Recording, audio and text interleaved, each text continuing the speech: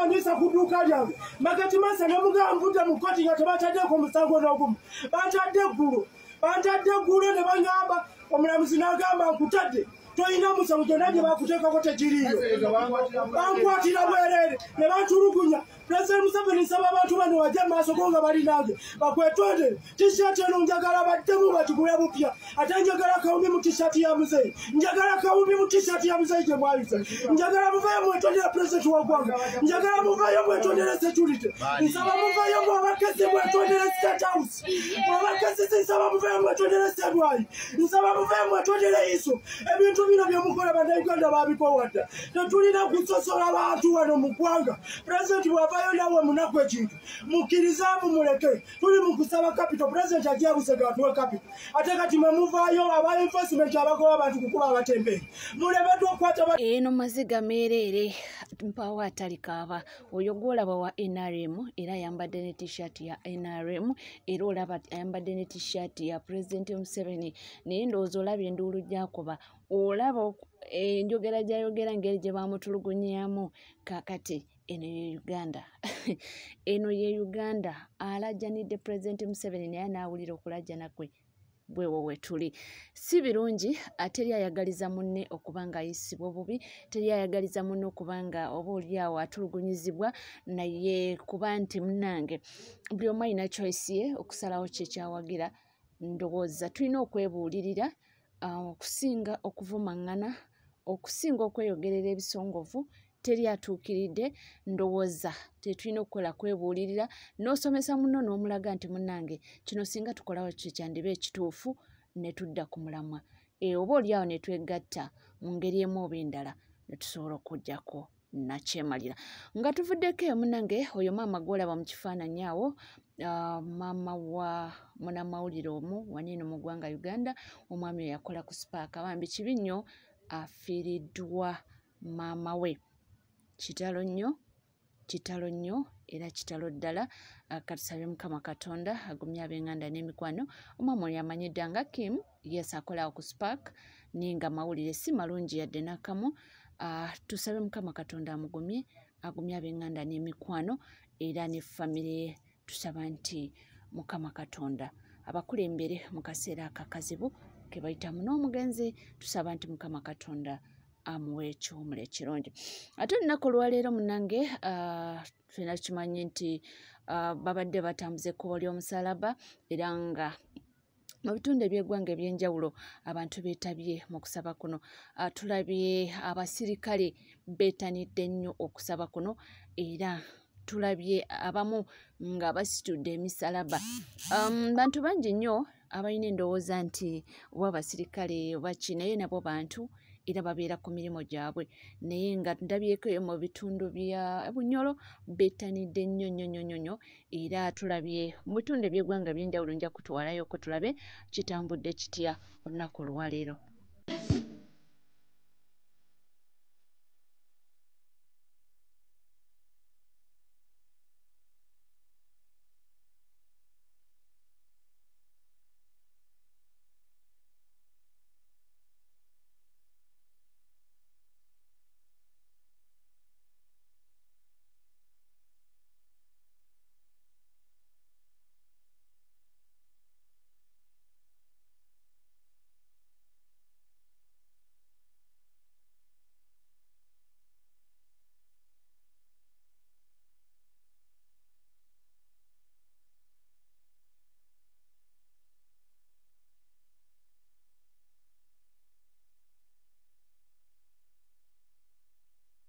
Awo nno tubadde mu bitundu eby'embarra ate tugendeko ebitundu by'e Fort Portal bitambudde bitya abantu munnange beetaniddwa olunaku olwaleero nga buli kimu kikomenkerezebwa bannange ababadde mu kisiibo mwebale kusiiba era nga tusaba nti Mukama Katonda akuwa ekyo kyonna ky'osiibiridde ate naddala abo waliwo abatasiibye naye ng'olina ky'otodde mu nsawo n'osiibulula oyo yasiibye oba n'oyamba mu ngeri emu oba endala Mukama akuddizeewo mu bungi.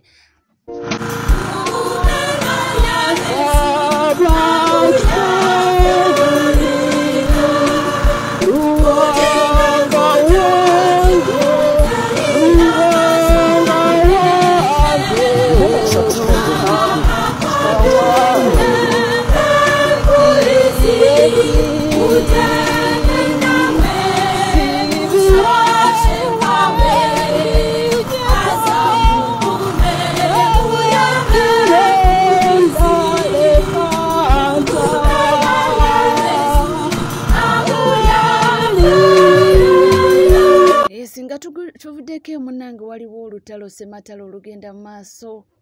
Olutalo Sematalo bafutusojja munange batabukidde Eddie Yawe. Interview gye yakola emufuukidde akabasa. Abaana bamukuba left right center. Naye nga byonna bigenda mu maaso bagamba mbu waliwo eyaduumidde mbu bamuvume. Bibino. Baba Eddie Yawe. Kati waliwo abagenda okunja Samira. No yamulumbye. Ye, ze ndi wano kwogera mazima. Baba Eddie Yawe. Statement ze wakoze olunaku lwa jjo oba ku YouTube ya Kakala. Ensi ebadde kumanyi ng'omusajja ali smart azini obuyonjo ekyo kyo kiri. Ensi ebadde kumanyi ng'omusajja ali organized ekyo kyo kiri. Ensi ebadde kumanyi ng'omusajja alina talent ekyo kyo kiri. Omusajja Omuganda alina pride ekyo nakyo kiri. Ensi ebadde kumanyi ng'omusajja alinamu ku kasente ako nako kayina. Naye ebyo byonna ensi byebadde kumanyiddeko. Ensi ebadde yakujajinga nti kasita weeyisa bw'otyo akati oba mugezi mpaka lwe wayogedde ejjo ku live ya Kakalaamu bwe twategeeredde nti bannange nze natidde n'okutya ne neekanga. Ekyo nkikubuulira. Njagala okitegeere Eddie Yawe oyo muganda wammwe kituufu. Naye akantu katono nnyo akasobola omutuukako. Eggwanga Uganda eri abantu obukadde nga 8 ku 10 ne bufa. Munyooma kubanga mwamukuza. Munyooma kubanga muto wammwe Eva mumulabanga muto. Njagala mukitegeere nti Katonda yamusukkulumya ku mmwe.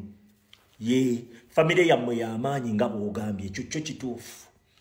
Era famire yammwe tugiwa nnyo respect ku ngeri gye badde packagingamu ensonga zaayo n'engeri gye badde ye packagingamu. Temutta kitiibwa kyammwe. Temutta kitiibwa kya famire muba mujagala nnyo. Ekyo nkikubuulira. Wakoze statement ez'ekyana ekito. Ne ngamba Katonda wange. Ez'ekyana ekito.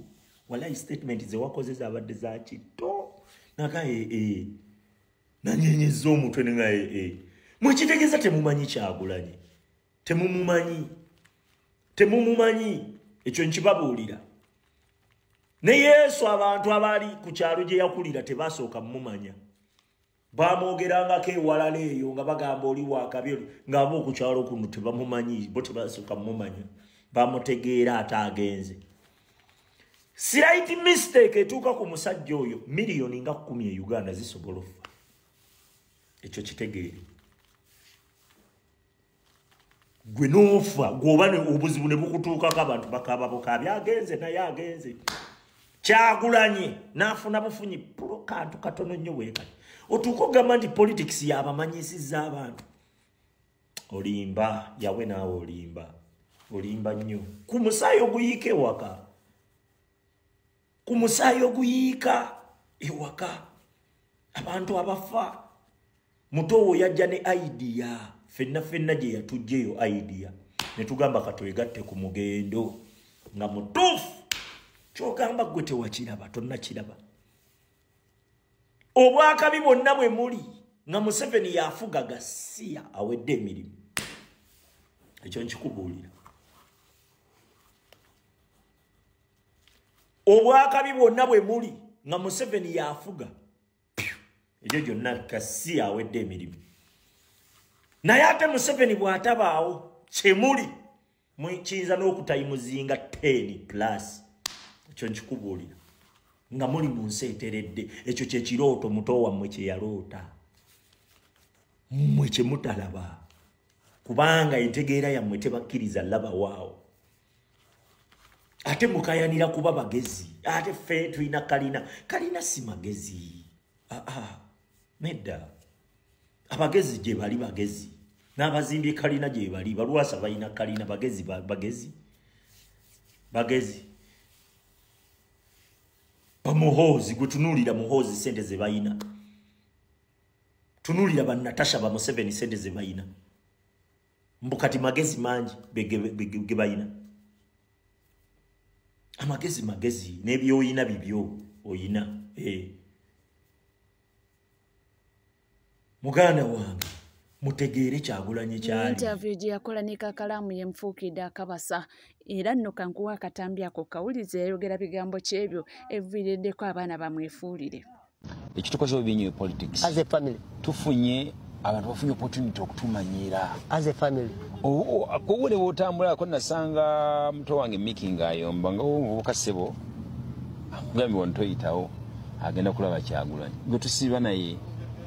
Nga kugamba ngala bali important jino tuka uno mvubuko twali tulaba bikonde somewhere ninze mu toilet mu bathroom ngendo komo nga tudde mu kifo kyange okuba ina kyalo kwesimba anaganira onaganti ayirake wise. No, there's a time for Iraq and there's a time for family. Now it seems like njala abantu bamanyi bo bakoma ku byobufuzi kitandikira mu family yaje kigwera Bwine oba Kyagulanyi tajja kutuma linnya ly'oggwe ajja kutuma lyange nange sijja kutuma linnya ly'oggwe njja kutuma liri. So family mujiwe ku ka space. You get my point. Mutukozemu entalo nyingi nnyo twerwane muwana kugamba wale wadde ku ssomero n'omwana obuto bubadde buzanya agamba oyo omukuba bane batandika okulwana. Kakati ffene tuli bakulu tusobola okimanaginga naye ate abaana abato tuzadde and so on. Kati bw'owaana Kyagulanyi nti ayina amagezi nze siina liri oli mu kuwaana Kyagulanyi ng'ate yatuzaala ali omu. Kyakinyiro nti mugezi. Ekitegeeza ku kitaffe yali musiru mama yaffe nga ye mugezi. Okitegeera kakati bigenze ku interview kazaala buluwa. Naye bagamba nti mbu Pengepenge yagambye abantu abafuutu soja nti muvume oyo. Pengepenge alagidde bafuutu soja bavume Eddie yawe tebamutya kubanga mbwa atente okusinziira ku bigambo bye. 2026 siwa abanafu okubeera Munnayuganda gufuuka omulimu gwe batuweerayo kasaara kuba maama.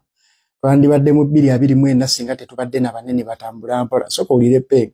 Ekyuka gwe oli mwenyale bivenke. Toddamu kubala bafuutu soja amaanyi gwe wambwa naawe bati okwogerako. Ono yali gwe muti okwogerako ono. Mbotidde okwogera kwediyawe muganda Bobi. Temutya kwogera ku zino mbwa zino ntena mmwe. Tezagala ngo Bobi Wine zino obujja sasa musoka mbyo obufuzi. Bino ebitubeera mu buli family gwe uliza statement y'omusajja oyo gimugiwulirize. N'obwegendereza mulabo bwayagala mutowe. Bobo ojjako Bobi Wine bafuutu soja obanga omutemi ebiwawaatiro. Oli mu bamalamu maanyi mu family Mickey Wine. Muganda wo ng'omenya namba y'essimu. Penge mu video ena akakasiza ddala nti baganda ba Bobi Wine tebamwagalangako. Era akkiriza nti bafuutu soja baagala nnyo Bobi Wine era basobola n'omubeererawo okusinga famire ye. Yakkiriza nti kaseera kano omuntu yenna ajja ku Bobi Wine bafuutu soja abaamutemya amagulu. Okitegeera. Naye ng'ajjukira fe abasinga kuffe ebimu ku bye tubadde twegomba ku famire y'abasentamu eyo kwe kubanga balina unity. Abasinga kuffe unity mu famire zaggwawo tekitegeeza nti balinamu bukuubagano. Naye waliwo obumu obwolesebwa famire eyo era nga bubayambye okubanga bakola. Waliwo hierarchy ya famire nga ewaffe zaavaayo ez'abaaba simanya mukulu wange biki ekitiibwa kye beewa ng'olabira ddala kibayambako okubanga basiringa ekintu kyabwe ne baba nga batambulira wamu. Olwaleero nabe mu by'obufuzi atandise okubanga agenda mu maaso n'okubanga akyalenjinga ekyo. Naye nze nja kugambayo ekintu kimu ekinkozeseza vidiyo eno. Buli muntu watandika okuvuma ab'enkizo bonna ababadde bakwetoolodde aba yeetegeka kuvuma gwe. Omuntu wajja n'atandika okuvuma abakozi bonna abakola emmengo n'atuuka ne Katikkiro eyimu yeeba yakuvuma Kabaka singa temumwanguyira. Waliwo omukyala omu eyajjako mu kibira eyo yasooka vuma abawagizi ba wansi n'ajja ng'avuma n'atuuka mu kkowa ttiimu ng'anaatera kutuuka ku mwenye. Omuntu kasitajja n'akulaga nti abakuliranye bonna tebalina makulu n'atandika obbavuma omu ku omu gwabaddako. Ebinaagwera munnange simanyiyo ninga mpolampola ate nga tuvuddeko eyo y'omukyala Rema Namakula avuddeyo munnange n'alabula Makona n'amugamba nti taata byonna obikole naye weesonyiwe famire z'abantu. Nti weesonyiwe famire z'abantu bajja kukutuusako obulabe. Twabadde tuli awo ne tuwulira ku allegations eziraga nti omukulu ennaku zino yeekyanga agamba takyalaba ku mwana kawutuzira nga tutulimba oyingirira ensonga famire z'abantu ziveeru owulire va mu famire va mu bufumbo bw'abantu va ne mu kyo ekirala va mu ensonga z'abantu eziri pasono ziveemu munnange okitegeera. Era munange nga bwe bagamba nti embulire etefa yonna ye omukyala Rema Namakula yavuddeyo n'agamba Makona nti munnange beera mwegendereza weesonyiwe famire z'abantu. Abantu bayita mu bintu bingi. Ojja kuteekawo kino ekibooziboozi lwakuba wakiwulira abantu balina ababawalana bangi. Omuntu ajja kuva eri ateekeyo ekibooziboozi ate gwe ojja omubuuze ku kibooziboozi ekyo kimukole bubyo ogenda okwesanga oluusi munnange nga bikuzaalidde akabasa. Mugambye nti kola omulimu gwo naye munnange gukole bulungi. Nga tweyongerayo waliwo omwami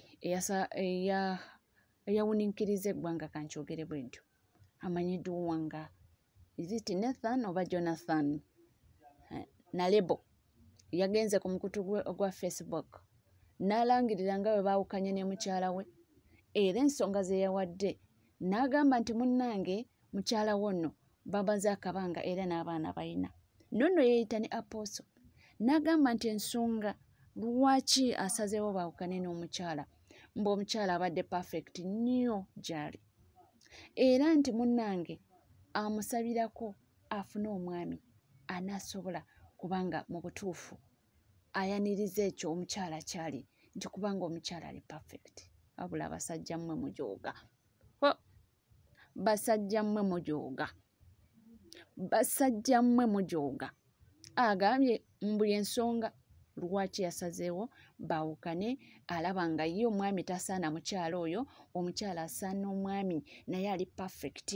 Okitegeera nti naye ye kaddeyo kubanga asaba Mukama Katonda amulungamye amufuule omwami oli mu kusooka oba oliawo omukyala we ge yalaba eyali perfect nti next time mbu wanaaba agudde mu mukwano ate asobole okuba naye omwami ali perfect eri mukyala we. Kale basajja mmwe mujooga. Funyeko abakyala abavuddeyo okwogera ku nsonga eno tuwulire onagamba ki. Naye ndooza mukitegedde nti bbiya talina ttabbu ku bulamu bwa muntu. Mbuguulo dede drinking officer.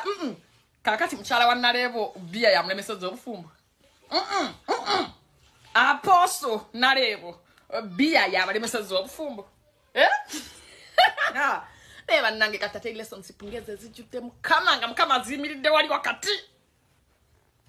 N'omuntu n'avaayo n'akukyawa for being perfect. Gulonya bbiya wa perfect toyina kyobunoonyaako. Gulonya bbiya wa perfect toyina kyobunoonyaako. Leka gali wange asigaze weewa mpozi mumpitaani.